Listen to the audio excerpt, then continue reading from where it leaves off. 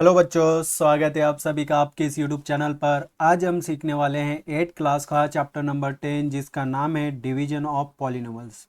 बच्चों, division of polynomials के अंदर हम टोटल प्रैक्टिस से 10.1 हम सीखने वाले हैं। हर एक क्वेश्चन को इन डिटेल्स में समझेंगे। ये पूरा वीडियो देखने के बाद में आपको 10 प्रैक्टिस सेट 10.1 के अंदर किसी भी तरह का कोई डॉट नहीं बचेगा। तो स्टार्ट करने से पहले कुछ बेसिक कंसेप्ट हम क्या करते हैं, रिवाइज करते हैं, और उसके बाद में हम प्रैक्टिस सेट 10.1 स्टार्ट करते हैं। ओके, अगर आपने इस चैनल को सब्सक्राइब नहीं किया तो चैनल को सब्सक्राइब कर दीजिए। वीडियो को लाइक नहीं किया तो वीडियो को लाइक कीजिए और अपने फ्रेंड्स तक ज़रूर शेयर कीजिए, और कमेंट बॉक्स में ज़रूर मेंशन करना है कि आपको ये वीडियो समझ में आया या नहीं आया। ओके, चलो स्टार्ट करते हैं वेरिएबल एंड कोएफिशिएंट के साथ। वेरिएबल और कोएफिशिएंट, जब भी कोई हमारे पास में अल्फ़ाबेट दिया जाता है उसे हम क्या कहेंगे बेटा, वेरिएबल्स। और वेरिएबल्स यानी जो भी हमारे अल्फ़ाबेट के साथ में कोई नंबर्स आएगा उसे हम क्या कहेंगे, कोएफिशिएंट। क्लियर है आप सभी को? चाहे वो कोई भी अल्फ़ाबेट्स हो और चाहे वो कोई भी नंबर्स हो, माइनस में आए, प्लस में आए, फ्रैक्शन में आए, और कोई भी नंबर्स आए, अगर उसके साथ में कोई वेरिएबल्स लगता है तो क्या होता है हमारा ये कोएफिशिएंट, और ये वाला नंबर्स क्या हो जाएगा हमारा अल्फ़ाबेट्स यानी वेरिएबल्स हो जाएगा। ओके, आप सभी ने इंडेक्सेस के रूल्स देखे, कौन से देखे? A to the power a raise to m into a raise to n. जब हमने ये पावर को यूज़ किया तो इज इक्वल टू में क्या आता है, बेस अगर सेम हो तो एक ही बारी में लिखा जाता है, और उसके पावर का क्या होता है, सम होता है ना। अभी जैसे कि एग्जाम्पल है, यहाँ पर हमने लिया है x square into x cube is equal to क्या होगा, यहाँ पे बेस क्या है हमारा, सेम है, इसलिए हम एक ही बार लिखेंगे, और पावर का क्या हो जाएगा, सम हो जाएगा। 2 + 3 कितना आ गया, x is equal to the power 5। कब होगा ये, जब भी इन दोनों के अंदर काय का साइन हो बेटा, मल्टीप्लाई का साइन होगा, तभी हम ऐसा कर सकते हैं इंडाइसिस के रूल्स में। ओके, और एक एग्जांपल लें, यहाँ पे देखिए 3y³ इंटू 5y² है ना, या कोई भी नंबर्स ले सकते हैं। स्क्वायर की जगह पे हमने क्या किया, 4 लिया। y⁴ कितना है, 4। बेस सेम है, देखिए y हमारा क्या है, बेस सेम है, और ये जो 3 और 4 दिख रहा है, 3 और 5 दिख रहा है हमारे पास में, 3 और 5 हमने लिखा 3 इंटू 5। y वेरिएबल्स के साइज सेम है, इसलिए हमने क्या किया, सेम लिखा है y, और ये पावर का क्या हो जाएगा बेटा, सम, यानी 3+4। ओके, अभी यहाँ पे देखिए 3 5 कितना आता है बेटा, 3 5 15, और y का क्या हो गया, 3+4 कितना आता है, 7। क्लियर है आप सभी को? इंडाइसिस के रूल्स। अभी देखते हैं लाइक टर्म्स क्या होते हैं।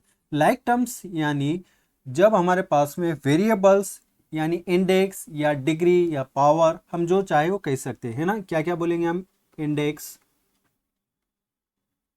या पावर या डिग्री, और वेरिएबल्स,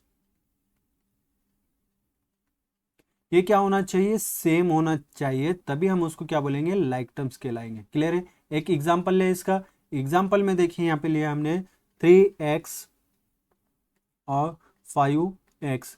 देखिए वेरिएबल्स क्या है हमारे, सेम है, पावर भी यानी इसके इंडेक्स में कितना है, 1 1 है, तो ये क्या हो गया हमारा लाइक टर्म्स हो गया। और एक एग्जांपल देखिए यहाँ पे -2y² और लिखा है हमने 7y²। अभी देखिए यहाँ पे क्या सेम दिखाई दे रहा है आपको, y वेरिएबल्स हमारा क्या है, सेम है, और उसका पावर यानी इंडेक्स यानी डिग्री क्या है हमारा, सेम है, तो इसलिए हम क्या बोलेंगे इसको, लाइक टर्म्स। क्लियर है आप सभी को? क्या आपको ये चीज़ समझ में आएगी कि variables, coefficient, indices rule, like terms, ये सारे कंसेप्ट आपको रिवाइज हो चुके हैं? तो हम क्या करते हैं, आगे बढ़ते हैं। अभी देखेंगे मोनोमियल्स क्या होता है। मोनोमियल्स जैसे कि अभी हमने लाइक टर्म्स देखा है, अगर जिसके अंदर सिर्फ और सिर्फ एक ही टर्म हो, जैसे कि यहाँ पे 3x लिखा है, ये कितने टर्म से बेटा, सिर्फ और सिर्फ एक टर्म है, इसलिए हम क्या कहेंगे इसको, मोनोमियल्स। चाहे -7y लिखे, ये भी क्या हो गया हमारा मोनोमियल्स। यहाँ पे हमने फ्रैक्शन में लिखा m कितना है, 1/2 यानी हाफ m, क्या है बेटा हमारे पास में, मोनोमियल्स। कितना है, लाइक टर्म्स। क्लियर है आप सभी को? चाहे हमने इसको स्क्वायर में लिखे 2x², ये क्या हमारा मोनोमियल्स। क्लियर है आप सभी को? बाइनोमियल्स मतलब उसके अंदर कितने टर्म्स होने चाहिए, 2 टर्म्स होने चाहिए। जैसे कि हमने यहाँ पे लिखा है 2x स्क्वेयर प्लस 7, कितने टर्म्स आ गए इसमें 1 और 2, किससे ऐड किया रे बेटा हमने, प्लस से किया। और एक एक एग्जांपल ले, 3y माइनस 7, ये क्या हो गया हमारा बाइनोमियल्स, क्लियर है। और एक एक एग्जांपल है, -1/2m प्लस 7m स्क्वेयर, ये क्या हो गया हमारा बाइनोमियल्स, जिसके अंदर जब भी दो टर्म्स देखने को मिले तो वो क्या होगा हमारा बाइनोमियल्स। देखिए यहाँ पे कितने टर्म्स मिल रहे हैं बेटा, सिंगल टर्म्स है, इसलिए हम क्या बोलेंगे इसको मोनोमियल्स। ओके, यहाँ पे कितने टर्म्स है 1 2, तो हमारा क्या हो गया बाइनोमियल्स। यहाँ पे भी कितने टर्म्स है बेटा 1 और 2, क्या हो गया हमारा बाइनोमियल्स। यहाँ पे कितने टर्म्स है, दो टर्म्स है, इसलिए क्या हो गया है बाइनोमियल्स। चलो अगले कंसेप्ट के ऊपर चलते हैं, introduction of polynomials. If index of each term of algebraic expressions, क्या कहा हमने इंट्रोडक्शन ऑफ पॉलिनोमियल्स के अंदर, if index each term of algebraic expressions in one variables whole numbers then the expression of polynomials. क्या होता है हमारा, देखिए अलजेब्रिक पॉलिनोमियल्स के बारे में एक डेफिनेशन दी गई इन्होंने, जैसे कि यहाँ पे x square plus 2x plus 3, ये क्या दिया गया हमारे पास में एक पॉलिनोमियल्स दिया है। किसके बेसिस पे पॉलिनोमियल्स बता रहे हैं हम, क्या इसके अंदर कंडीशंस क्या क्या है, वेरिएबल्स, वेरिएबल्स कितने चाहिए हमें, ओनली वन वेरिएबल चाहिए, कितना चाहिए ओनली वन वेरिएबल्स। ओके, दूसरा क्या होना चाहिए उसके पावर में, पावर यानी क्या होता है इंडेक्स, है ना, इंडेक्स यानी क्या होता है हमारा डिग्री, क्लियर है आप सभी को, इंडेक्स को ही हम क्या कहते हैं डिग्री, पावर, ये सारी चीजें हम कहते हैं। ओके, तो ये कैसे होना चाहिए, ये होल नंबर्स होना ही चाहिए, क्या होने चाहिए होल नंबर्स। होल नंबर्स यानी क्या होंगे, पॉजिटिव नंबर्स चाहिए उसके अंदर, है ना, कहाँ से स्टार्ट होंगे 0 1 2 3, और ये कहाँ तक जाएंगे इनफिनाइट तक जाएंगे। क्या डिग्री यानी पावर या इंडेक्स हमारा कभी भी माइनस में चाहिए, क्या माइनस में नहीं चाहिए। फ्रैक्शन में जमेगा क्या हमें पावर इंडेक्स नहीं चलेगा, डेसिमल में चलेंगे क्या 0.2.1, इस तरीके से हमारा डेसिमल में इंडेक्स चलेगा क्या। अगर ये कोई भी दिखाई देता है हमें तो क्या रहेगा हमारा पॉलिनोमियल्स नहीं रहेगा, और सिर्फ क्या चाहिए उसके पॉजिटिव वैल्यूज चाहिए। देखिए यहाँ पे कितना है एक्स स्क्वेयर दिख रहा है, ये क्या हमारा पॉलिनोमियल्स। यहाँ पे कितना है एक्स क्यूब, यहाँ वाई क्यूब दिया गया है, यहाँ पे वाई स्क्वेयर दिया गया है, वाई स्क्वेयर दिया गया है, तो ये सारे क्या हो गए हमारे पॉलिनोमियल्स कहलाएंगे। क्लियर है आप सभी को। ओके, बढ़ते हैं नेक्स्ट कंसेप्ट के ऊपर, डिग्री ऑफ द पॉलिनोमियल्स। क्या होता है डिग्री ऑफ द पॉलिनोमियल्स, जो हाईएस्ट इंडेक्स होता है, हाईएस्ट इंडेक्स होता है वही क्या होगा हमारे डिग्री ऑफ द पॉलिनोमियल्स होगा। जैसे कि यहाँ पे देखिए, यहाँ पे क्या दिया the greatest index of variables of the polynomials, यहाँ पे कितना है बेटा 2 है, इसलिए यहाँ पे कितना आ गया है 2। अभी यहाँ पे देखिए हाईएस्ट पावर कितना है, यहाँ पे क्यूब दिखाई दे रहा है, और यहाँ पे कितना दिखाई दे रहा है 5, और यहाँ पे कितना है 2, तो इसमें हाईएस्ट पावर कौन सा है 5 है, इसलिए हमारा डिग्री कितनी होगी 5 होगी। आई होप ये सारे कंसेप्ट डाउट्स वगैरह कोई बचे नहीं होंगे। तो हम क्या करते हैं प्रैक्टिस सेट 10.1 के ऊपर स्टार्ट करते हैं, साथ में क्वेश्चन नंबर 1। अगर अभी तक आपको कोई भी डाउट बचा है तो आप जरूर मेंशन कीजिएगा, और कोई डाउट नहीं बचा है तो वो भी जरूर मेंशन कीजिएगा। स्टार्ट करते हैं प्रैक्टिस सेट 10.1 का फर्स्ट क्वेश्चन। क्या दिया गया हमारे पास में, divide write the question and the remainder. क्या फाइंड करना है अपने को, इसको डिवाइड कर 21m स्क्वायर को डिवाइड करना है 7m से, और हमें क्या फाइंड करना है इसका क्वेश्चन एंड रिमाइंडर। हमारे पास में क्या दिया गया है, डिवाइजर दिया गया कितना है 7m, ओके, डिविडेंड कितना है 21m स्क्वायर। ओके, अभी यहाँ पे जब भी हमारे पास में ऐसा कोई क्वेश्चन दिया जाता है तो यहाँ पे हम क्या करेंगे 7m कौन है हमारे पास में डिवाइजर। ओके, मल्टीप्लाई करने पर ऐसा नंबर्स आना चाहिए, कौन सा नंबर्स आना चाहिए, ऐसा नंबर्स आना चाहिए कि 21m स्क्वायर बने। ओके, तो हम भी इससे पहले हमने एक रूल सीखा था, क्या सीखा था इंडाइसिस का रूल, है ना, इंडाइसिस का रूल सीखा था, जिसके अंदर हमने क्या किया था बेस सेम हो तो पावर का क्या होता है सम होता है ना, ऐसा ही सीखा था। इज इक्वल टू क्या आता है बेस सेम हो तो पावर का एडिशन होता है। अभी यहाँ पे ऐसे नंबर्स चाहिए हमें, अगर हमने 7 3 किया तो कितना आता है 21 आता है, तो बेस भी हमें क्या करना है सेम करना है, यानी वेरिएबल्स क्या किया है सेम किया, तो उसका क्या हो गया है पावर। जैसे कि यहाँ पे हमने 7m को मल्टीप्लाई किया है, किससे किया है बेटा 3m से किया, तो कितना आ गया 7 × 3, और ब्रैकेट में कौन आ जाएगा, ब्रैकेट में या तो ऐसा नॉर्मल भी किया तो चलेगा। क्या है हमारे पास में, दोनों भी साइड क्या है, m है, और उसका पावर में कितना है 1 + 1 इज इक्वल टू कितना आ जाएगा 7 3 21, और पावर में कितना आ गया है 2। क्लियर है आप सभी को। तो यहाँ पे हमारे पास में जो भी हमने मल्टीप्लाई करना है, किससे मल्टीप्लाई किया है, 3m से किया है। ओके, तो हम 3m कहाँ लिखेंगे, क्वेश्चन की जगह पे 3m। ओके, और डिवाइड में 21 के नीचे कितना आ जाएगा 21m²। ओके, जब हमने इसको माइनस किया तो क्या बचा हमारे पास में 0। तो रिमाइंडर कितना आ गया हमारे पास में, रिमाइंडर और क्वोशंट, हमें क्या फाइंड करना था, क्वोशंट एंड रिमाइंडर। तो हमने यहाँ पे लिखा है क्वोशंट कितना आ गया हमारे पास में 3m, और रिमाइंडर कितना आ गया है 0। आई होप ये क्वेश्चन आपको समझ में आया है। क्वेश्चन समझ में आया है तो आगे बढ़ते हैं क्वेश्चन नंबर 2 के ऊपर। क्वेश्चन नंबर 2 हमारे पास में दिया गया है 40a³ है ना, डिवाइजर क्या हमारे पास में -10a। अभी हमने सीखा था एक्सप्लेनेशन में क्या लिखेंगे हम, एक्सप्लेनेशन क्या आएगा यहाँ पे, सब में पहले तो हम किसको लिखते हैं, डिवाइजर को। क्या है हमारे पास में -10a।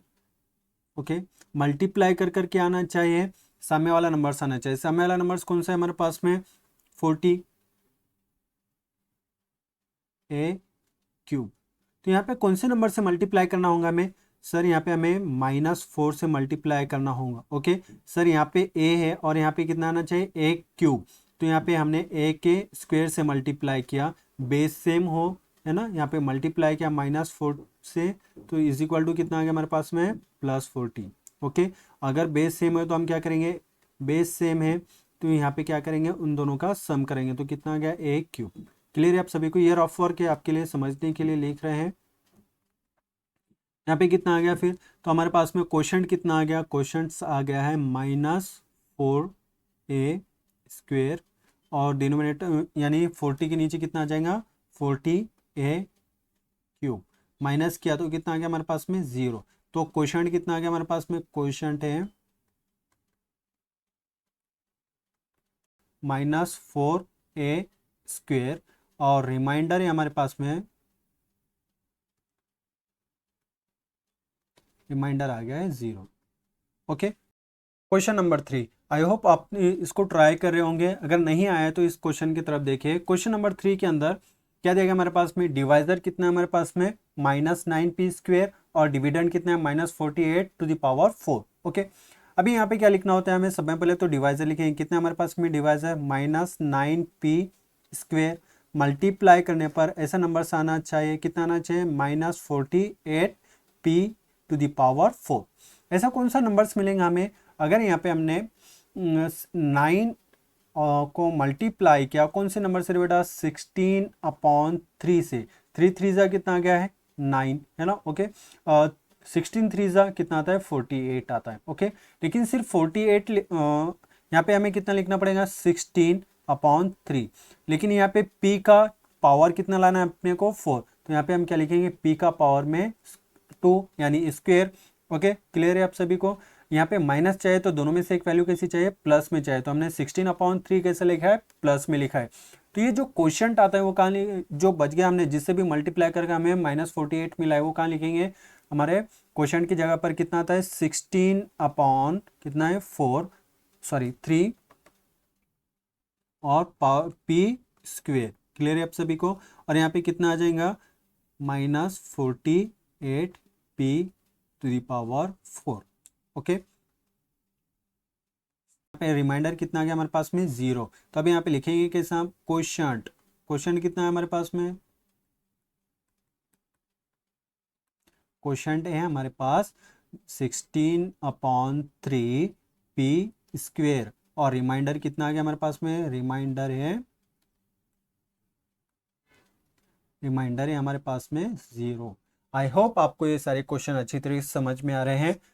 Question number 4, question number 4 को हम क्या कैसे सॉल्व करेंगे, सब में पहले तो हमारा क्या होता है डिवाइजर लिखना होता है। डिवाइजर कितना देगा हमारे पास में 30m³, 30m³ मल्टीप्लाई करने पर कौन सा नंबर आना चाहिए हमारे पास में 40m⁵ ओके। ऐसा कौन सा नंबर आएगा, अभी सब में पहले हम क्या करते हैं, इसको 40 आना है तो हम यहाँ पे 30 लिखा और ऐसे नंबर से मल्टीप्लाई करना है, क्या हमें क्या मिले 40 मिले। ओके, तो हमने क्या किया यहाँ पे 4/3 किया, क्योंकि 3 10 सा कितना आता है 30 होता है, और 10 से हमने 4 को मल्टीप्लाई किया तो कितना आ रहा है 40 आ रहा है। ओके, लेकिन यहाँ पे हमने 40 लिखा, लेकिन यहाँ पे m के पावर कितना देना चाहिए हमें, स्क्वायर, यानी कितना हो गया है इन बेस सेम हो गया, तो हमारा पावर कितना आ गया 5 आ गया, तो यहाँ पे कितना आ जाएगा 40m⁵, और ऊपर कितना आ जाएगा, यहाँ पर आएगा अपना 4/3m²। क्लियर है आप सभी को, इसको माइनस किया तो कितना हो जाएगा 0। तो हमारे पास में क्वेश्चन कितना आ गया बेटा, क्वेश्चन है हमारे पास, क्वेश्चन आया हमारे पास में 4/3m², और रिमाइंडर कितना आ गया है, रिमाइंडर आ गया हमारे पास में 0। क्वेश्चन नंबर 5, एक्सप्लेनेशन करेंगे हम। सब में पहले डिवाइजर कितना हमारे पास में, डिवाइजर है x², और अपना डिविडेंड कितना है हमारे पास में x³ माइनस 3x²। ओके, अभी यहाँ पे क्या करेंगे, सब में पहले हम डिवाइजर लिखते हैं, कितना हमारे पास में x² है। ओके, मल्टीप्लाई करने पर ऐसे नंबर्स आने चाहिए, कौन सा नंबर्स आना चाहिए हमारे पास में 5x³। ओके, ऐसे नंबर्स लाने के लिए हम कितने से मल्टीप्लाई करेंगे, यहाँ पे पहले तो 5 से मल्टीप्लाई करना पड़ेगा, क्योंकि 5 को हमने x² के साथ में मल्टीप्लाई किया तो कितना था 5x², यहाँ पे x से मल्टीप्लाई किया तो कितना आ गया हमारा, बेस सेम होने की वजह से क्यूब में आ गया। ओके, तो यहाँ पे क्वेश्चन की जगह पे कितना आ जाएगा 5x। ओके, नीचे कितना आ जाएगा x³, माइनस किया तो कितना बच गया 0, लेकिन ये -3 क्या हो जाएगा, नीचे आ जाएगा x²। ओके, अभी देखिए हमारे पास में क्या बचा है, अभी सेकंड टाइम में हमें डिवाइड करना होगा, डिवाइजर कौन है x², मल्टीप्लाई करने पर कौन आना चाहिए -3x²।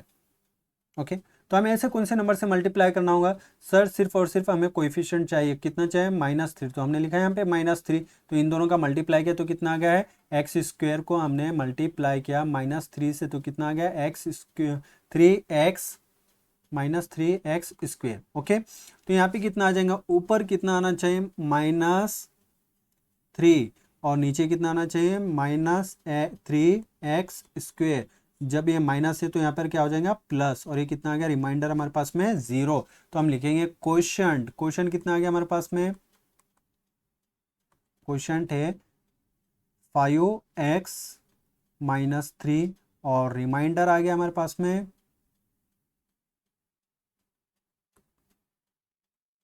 रिमाइंडर है हमारे पास 0। आई होप ये क्वेश्चन भी आपको अच्छी तरीके से समझ में आया है।